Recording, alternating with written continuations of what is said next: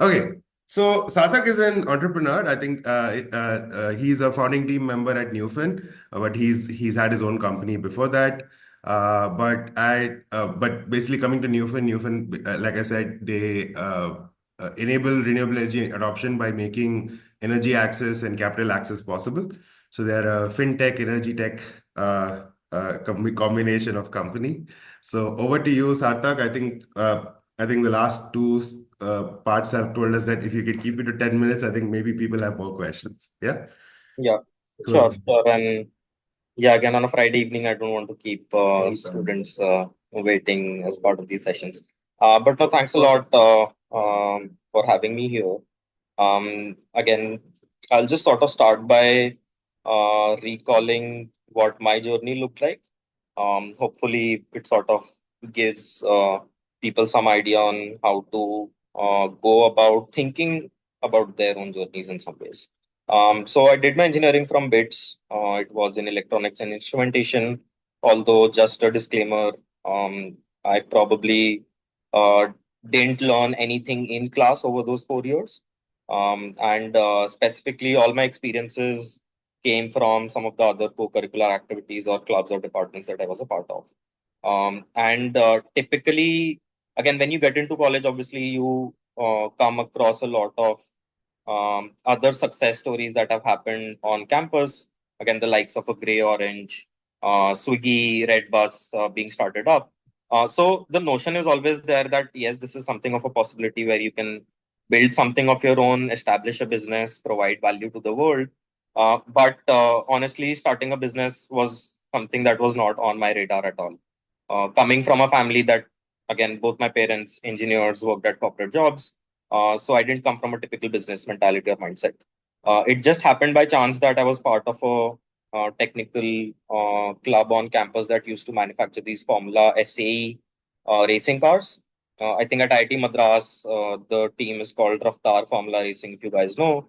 And again, they're doing some amazing work. You can sort of look them up. But primarily, how these technical clubs work is uh, they function as mini companies themselves. So you have to think about what you're going to build. Obviously, you need to build a team together that looks after the technical aspects, the non-technical aspects, raise funds either from the college or from some other private investors or sponsors who are willing to fund your project. And then you sort of plan out the entire journey, procure components, design it in-house, test them, and then go make a prototype that can actually work or function in the real world. So we did that on campus, and this was back in 2018 when, again, Aether Energy is a name which might be familiar to a lot of the folks on the call here. So they started out in 2013 on campus, and by 2018, again, they were not quite as popular as they are now. But they used to host these design competitions back at their headquarters in Bangalore. And a small team, eight of us or so, we decided that we'll give it a shot. Somehow made it to the finals and achieved the rank of second all over India. And that event in itself that sort of gave us the confidence to really think about it a lot more deeply. And at the event, you would sort of come across a lot of judges working at Bosch, Mercedes, who were uh, coming up to you and asking these questions about EVs in general. That sort of gave us the idea that not a lot of folks in the industry truly understand what's happening. And I think that's true for a lot of the technologies in climate tech. um, I mean, there's innovation happening left, right, center. Any industry that you pick, uh, you won't find people who have experience for more than, say, 10 years, 20 years or so, because every industry out there is new, with possibly the exceptions being renewables. But even there, there's a lot of potential for innovation and new companies to come up. But yeah, so we decided to sort of start our journey there, started up in third year, got some support from the college in the sense that, again, they used to provide incubation to a lot of companies that were starting up in college.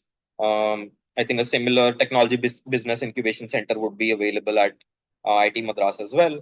But that sort of, again, gave us the initial support system, access to a lot of government grants and funds. And now, again, there are funds ranging anywhere from 10 lakhs to 60 lakhs that sort of give you the initial capital to also try out and test a potential deep tech solution out. without having to sort of do a proper fundraising round or anything of that sort. So there are small individual projects that students can take up. And gradually we went on to raise venture capital, built a team. And again, a lot of people were, I think, asking questions around how to go about building teams. Um, the only advice that I would have is work with as many different type of people that you can. So not only limited to say people with technical backgrounds, because if say you do plan to start a business of your own or get into a deep tech venture, it's a combination of the technical solution and the commercialization of it actually happening on the ground for it to be successful and scale exponentially. So yeah, do as many side projects as possible. Um, Join technical student clubs. There are a lot of hackathons now which are happening. There are also side events organized by different institutes as such. And just going in and sort of participating in all those events gives you that exposure, helps you understand what sort of new things are happening on the ground. And you can possibly come across a particular topic that interests you so much that you can think of dedicating your next 10 years, 20 years of your life to sort of going ahead and solving that problem. For us now at Neufin, and how that journey also began, a brief glimpse is while running our previous startup for close to 2.5 years or so, we hit a few roadblocks in terms of access to capital. And especially again for deep tech companies, once you have sort of initially proven your concept through a MVP or a prototype on the ground, you need capital to scale that up rapidly.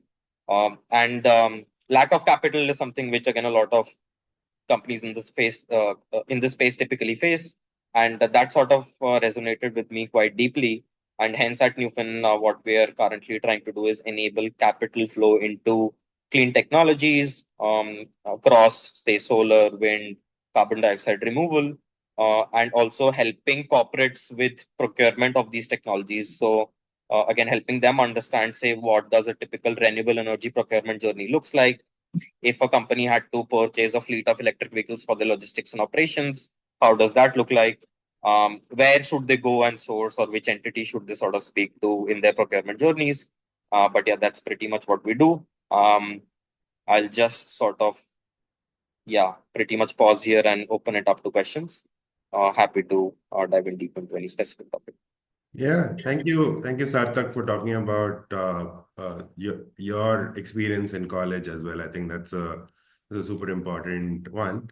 So yeah, as it has been, if you have people have questions, raise your hand, and then we'll call out your name, and then you can unmute yourself and ask the question.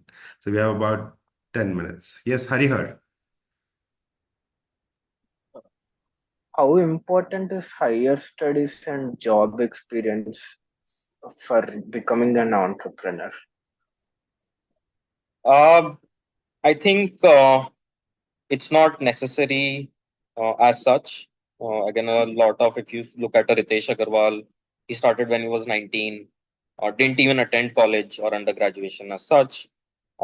It's not a super important factor. But that being said, if you do say work for a company in the industry, it's just easier for you to identify problems that people in that industry face. And more likely or not, you would also understand what solutions are required to solve those problems. Similarly, if say you decide to go do higher education, it might just open up a lot more possibilities. Say again, if you want to build in the electric vehicle industry for whatever reason, if you have a higher education in circuit design, you can build a lot more defensible battery startup, for example, rather than somebody who does not have that experience. So there are, again, it's not a sure shot answer to whether you should look for higher studies or not. It definitely gives you an advantage, but it's not a necessity as such. And there are a lot of businesses actually become successful um, because as early you start, it sort of gives you exposure to a lot of customers and industries as well. Yeah.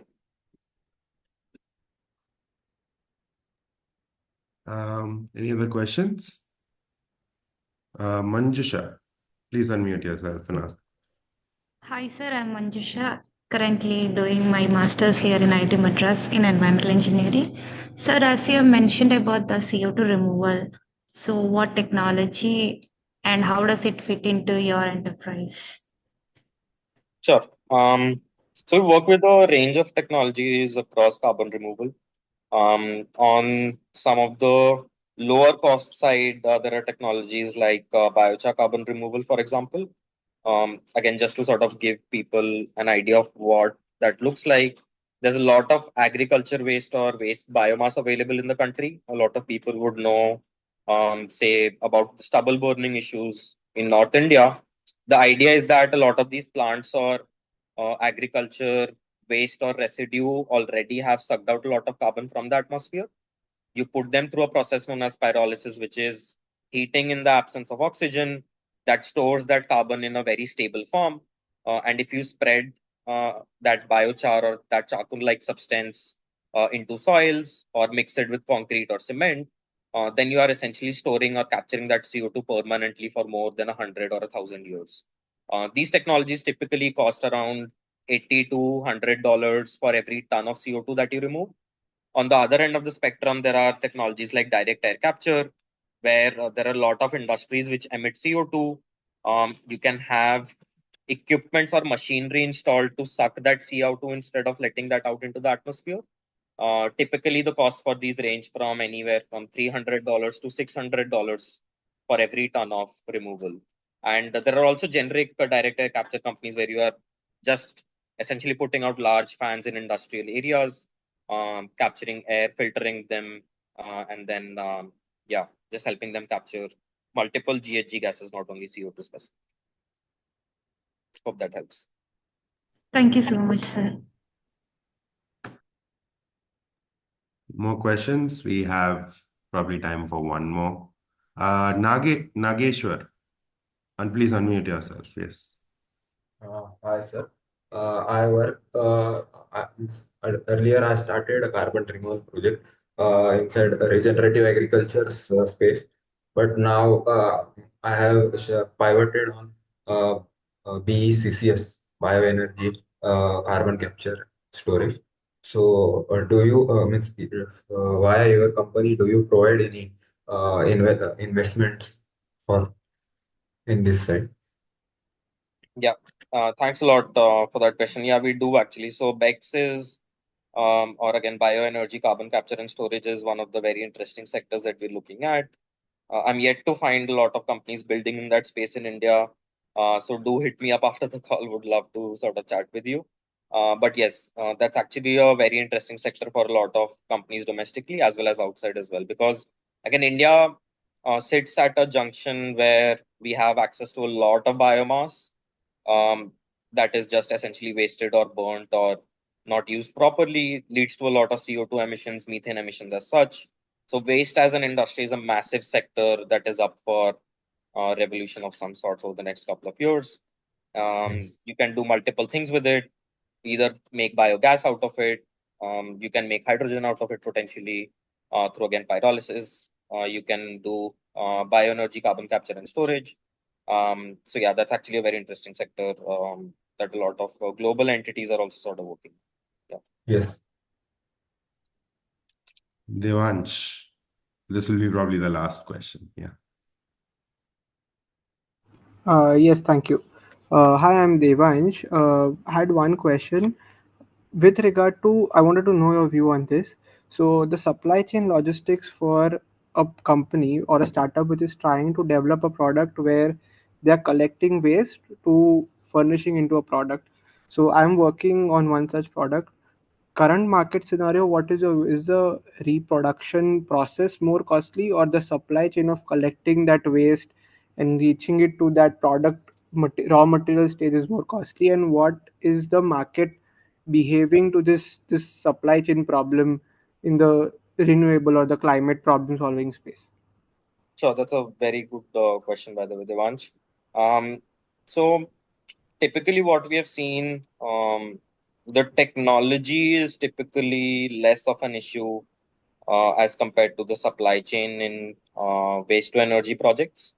Again, if I sort of have to give an example, say against I mentioned that stubble burning is an issue. You can potentially use that stubble to create biogas or bio-CNG that can be used for. Oh, hi, Devansh.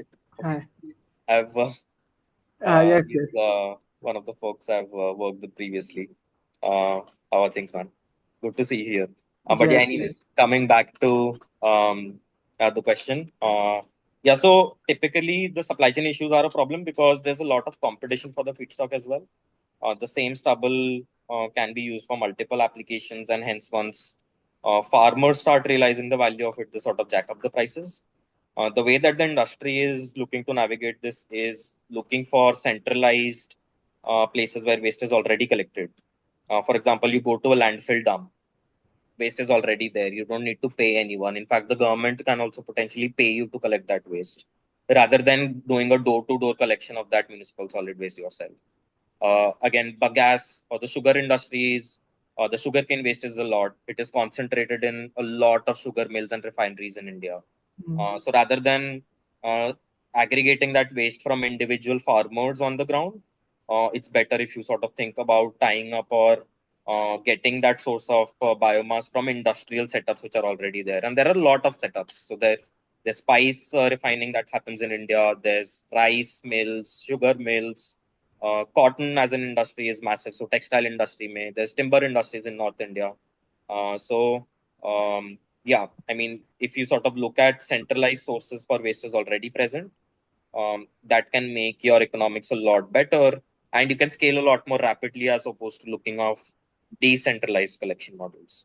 Hope that helps. Yes, and one follow-up question on this. Are there any policies or any, say, semi-government and private initiatives which have an assistance over this process? So you mentioned about various options where there is centralized collection.